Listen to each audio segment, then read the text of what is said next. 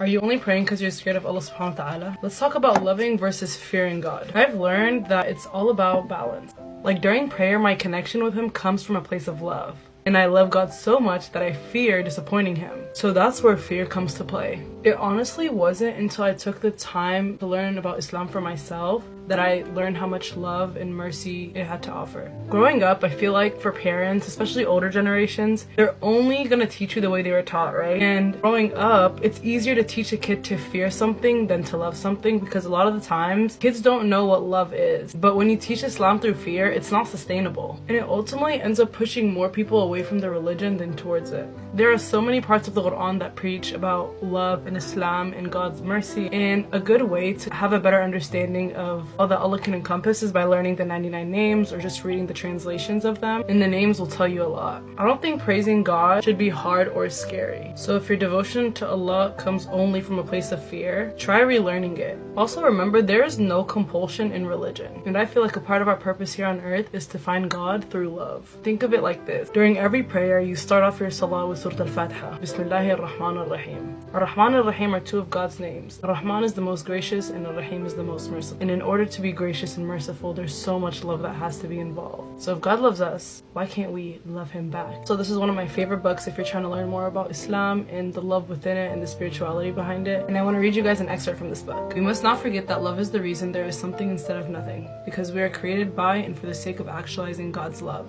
God speaks of this love when He says, I have not created the invisible beings in humankind except to worship me. At its essence, divine worship is the highest station of love, because you cannot worship something until you love it. But in order for love to exist, so must free will, because love cannot be coerced. It cannot be created by force. I hope this answered your question, and inshallah you find prayer through your love for God.